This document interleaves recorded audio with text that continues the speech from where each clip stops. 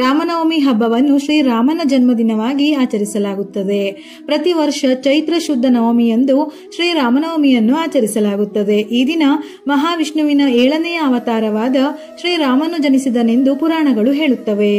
ವಾಲ್ಮೀಕಿ ರಾಮಾಯಣದ ಪ್ರಕಾರ ಚೈತ್ರ ಮಾಸದ ಶುಕ್ಲ ಪಕ್ಷದ ನವಮಿ ತಿಥಿಯಂದು ಪುನರ್ವಸು ನಕ್ಷತ್ರದಲ್ಲಿ ಕರ್ಕಾಟಕ ರಾಶಿಯಲ್ಲಿ ಅಭಿಜಿತ್ ಮುಹೂರ್ತದಲ್ಲಿ ದೈವಿಕ ಗುಣಲಕ್ಷಣಗಳೊಂದಿಗೆ ಪ್ರಪಂಚದಾದ್ಯಂತ ಪೂಜಿಸಲ್ಪಟ್ಟ ಶ್ರೀರಾಮನಿಗೆ ಕೌಸಲ್ಯೆಯು ಜನ್ಮ ನೀಡಿದಳು ಎಂದು ಉಲ್ಲೇಖಿಸಲಾಗಿದೆ. ನವಮಿ ತಿಥಿ ಸಮಯವು ಏಪ್ರಿಲ್ 5ನೇ ತಾರೀಕು ಸಂಜೆ 7:26 ಆರಂಭವಾಗಿ ಏಪ್ರಿಲ್ 6ನೇ ತಾರೀಕು ಸಂಜೆ 7:22 ಮುಕ್ತಾಯವಾಗುತ್ತದೆ. ಪೌರಾಣಿಕ ಹಿನ್ನೆಲೆ. ಧರ್ಮಶಾಸ್ತ್ರಗಳ ಪ್ರಕಾರ ಅಯೋಧ್ಯೆಯ ರಾಜನಾದ ದಶರಥನಿಗೆ ಕೌಸಲ್ಯ, ಕೈಕೇಯಿ ಹಾಗೂ ಸುಮಿತ್ರೆ ಎಂಬ 3 ಜನಪತ್ನಿಯರಿದ್ದರು. ಆದರೆ ಯಾರಿಗೂ ಪುತ್ರ ಸಂತಾನವಾಗಿರಲಿಲ್ಲ.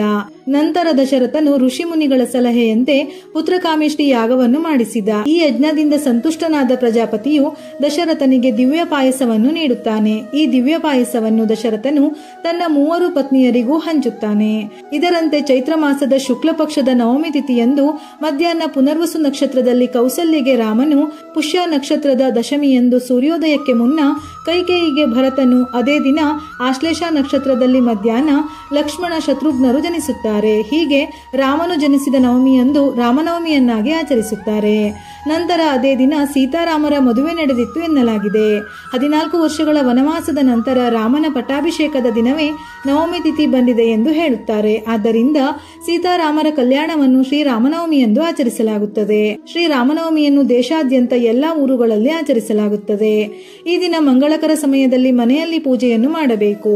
ರಾಮನ ಪೂಜೆಗೆ ಅತ್ಯಂತ ಸೂಕ್ತವಾದ ಸಮಯವೆಂದರೆ ಏಪ್ರಿಲ್ 6ರಂದು ಬೆಳಿಗ್ಗೆ ಬ್ರಹ್ಮ ಮುಹೂರ್ತದಲ್ಲಿ ಪೂಜೆಯನ್ನು ಮಾಡುವವರು ಬೆಳಗಿನ ಜಾವ 4:30 5:20 ಮಧ್ಯಾಹ್ನ ಪೂಜೆ ಮಾಡುವವರು ಮಧ್ಯಾಹ್ನ 11 ಗಂಟೆಯಿಂದ 1:30 ಇನ್ನು ಸಂಜೆಯ ಸಮಯದಲ್ಲಿ ಪೂಜೆಯನ್ನು ಮಾಡುವವರು ಸಂಜೆ 6:41 7 ಗಂಟೆಯವರೆಗೆ.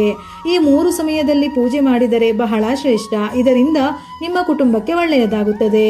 ಶ್ರೀರಾಮನವಮಿಯ ದಿನದಂದು ಪೂಜಿಸುವುದರಿಂದ, ಶ್ರೀರಾಮನನ್ನು ಆರಾಧಿಸುವುದರಿಂದ ಕೋಟಿಪಟ್ಟು ಪುಣ್ಯ ಲಭಿಸುತ್ತದೆ. ರಾಮನ ಆರಾಧನೆಯಿಂದ ಎಲ್ಲ ಪಾಪಗಳು ನಿವಾರಣೆಯಾಗಿ ಸಕಲ ಸಂಪತ್ತು ನಿಮ್ಮ ಮನೆಗೆ ತಲುಪುತ್ತದೆ. ಈ ದಿನ ಹಳದಿ ಬಣ್ಣದ ಬಟ್ಟೆಗಳನ್ನು ಧರಿಸುವವರಿಗೆ ಅಪಾರ ಸಂಪತ್ತು ದೊರೆಯುತ್ತದೆಯಂತೆ. ಜೀವನದಲ್ಲಿ ಸಂಪತ್ತಿಗೆ ಎಂದಿಗೂ ಕೊರತೆ ಬರುವುದಿಲ್ಲ.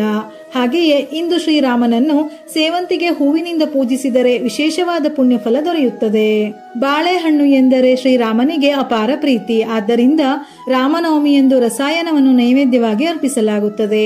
ಅದರ ಜೊತೆಗೆ ಕೋಸಂಬರಿ ಪಾನಕವನ್ನು ಸಹ ನೈವೇದ್ಯಕ್ಕೆ ಇಡಲಾಗುತ್ತದೆ. ಶ್ರೀರಾಮನವಮಿಯಂದು ಸೀತಾರಾಮರ ಕಲ್ಯಾಣ ಮಾಡಿದರೆ ಇಷ್ಟಾರ್ಥಗಳು ನೆರವೇರುತ್ತದೆ. ಜೀವನದಲ್ಲಿ ಎಲ್ಲ ಅನಿಷ್ಟಗಳು ತೊಲಗಿ ಸಂತೋಷ ನೆಲೆಗೊಳ್ಳುತ್ತದೆ ಎಂದು ಹೇಳುತ್ತಾರೆ.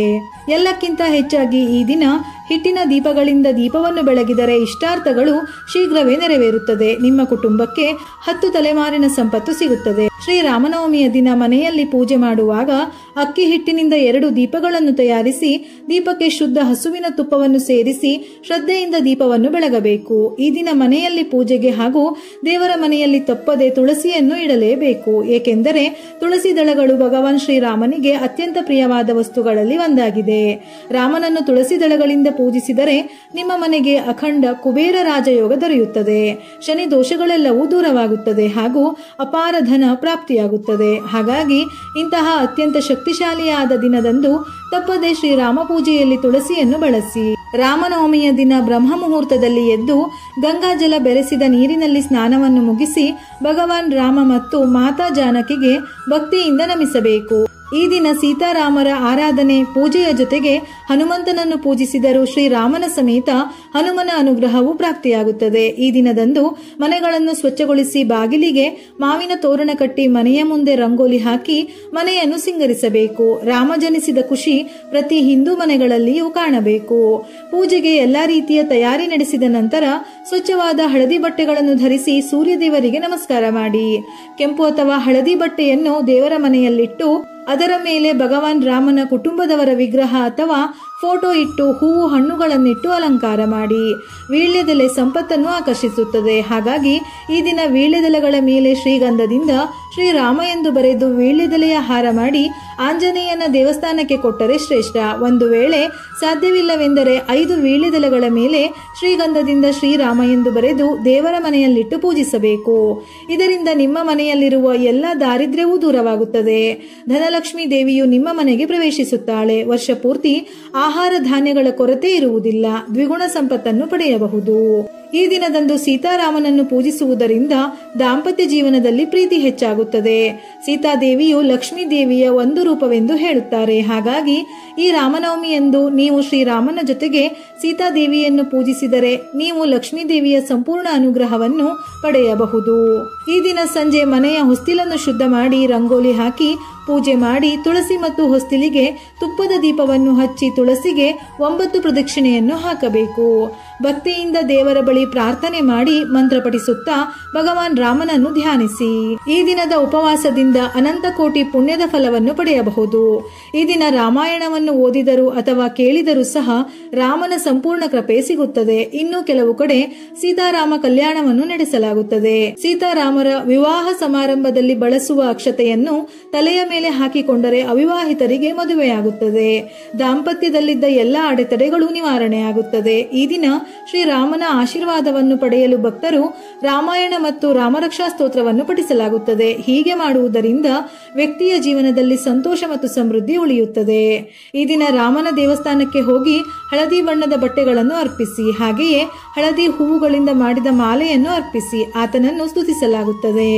ಈ ದಿನ ಹನುಮಾನ್ ಚಾಲೀಸಾ ಪಠಿಸಿ. ರೋಗಗಳು ಮತ್ತು ಎಲ್ಲಾ ತೊಂದರೆಗಳಿಂದ ಪರಿಹಾರ ಪಡೆಯಲು ರಾಮನವಮಿಯ ದಿನದಂದು ಯಾವುದೇ ಹನುಮಾನ್ ದೇವಸ್ಥಾನಕ್ಕೆ ಹೋಗಿ ಹನುಮಾನ್ ಚಾಲೀಸಾವನ್ನು ಪಠಿಸಿ ಮತ್ತು ಓಂ ಹನುಮತೆ ನಮಃ ಮಂತ್ರವನ್ನು 108 ಬಾರಿ ಜಪಿಸಿ.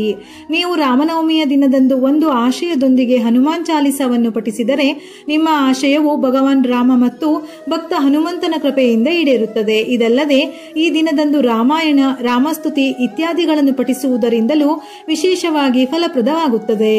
ರಾಮರಕ್ಷಾ ಸ್ತೋತ್ರ ಪಠಣವು ಒಂದು ರಕ್ಷಣಾತ್ಮಕ ಕವಚವಿದ್ದಂತೆ. ಇದನ್ನು ಪಠಿಸುವುದರಿಂದ ವ್ಯಕ್ತಿಯು ಪ್ರತಿಯೊಂದು ಸಂಕಷ್ಟಗಳಿಂದ ಮುಕ್ತನಾಗುತ್ತಾನೆ.